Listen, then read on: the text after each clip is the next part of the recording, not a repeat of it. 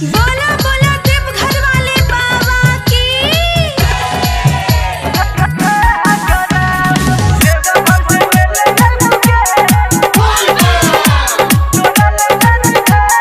Music by DJ Umesh. हम अपने सब सुन रहल छी आरके म्यूजिक के प्रस्तुति। बरसै छे काली काली झम झम बदरा लैला जे तो सर दिन जाइला कर झगड़ा देवा घर से ले ले आइबो के तोरा ले जन घाघरा देवा घर से ले ले आइबो के तोरा ले जन घाघरा बरसै छे काली काली झम झम बदरा लैला जे तो सर दिन जाइला कर झगड़ा देवा घर से ले ले आइबो के तोरा ले जन घाघरा देवा घर से ले ले आइबो के तोरा ले जन घाघरा देवा घर से ले ले आइबो के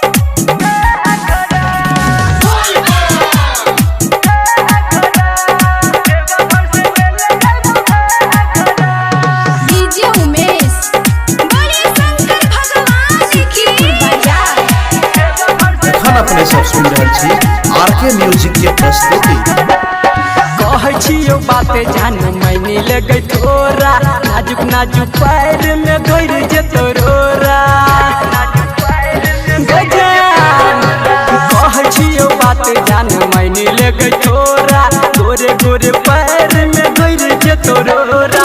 धीरे बड़ी रहै छै के रास्ता में तागारा धीरे बड़ी रहै छै के रास्ता में तागारा देवा घर से ले ले आइबो के तोरा ले जन घाघरा देवा घर से ले ले आइबो के तोरा ले जन घाघरा देवा घर से ले ले आइबो के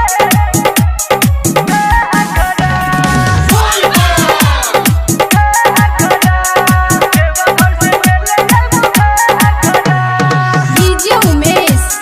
बोले शंकर भगवान की। हम अपने सब सुन रहल छी आरके म्यूजिक के प्रस्तुति। चल बे तो चल गिर तू यहाँ के सलोर के जाते जाते होई जाते साँझ सब भोर के हाँ हाँ चल बे तो चल गिर तू यहाँ के सलोर के जाते जाते होई जाते साँझ सब भोर के जाई परे दूर जे ना जते दूर आगरा जाई परे दूर जे ना जते दूर आगरा देवा घर से ले ले आइबो के तोरा ले जन घाघरा देवा घर से ले ले आइबो के तोरा ले जन घाघरा देवा घर से ले ले आइबो के तोरा ले जन घाघरा डीजे उमेश बोला बोला डमरू वाले बाबा की।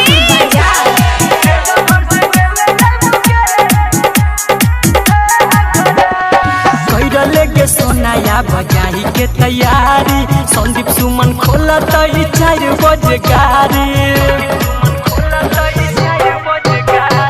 कैरले के सोनाया बजाई के तैयारी संदीप सुमन खोलते 4 बजे गाड़ी कहै छियो अखनो के कर नै तू रगरा कहू अभी मनुआ नै कर तू रगरा देवा घर से ले ले आइबो के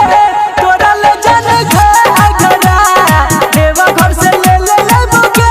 तोरा ले जन घाघरा Presented by RK Music।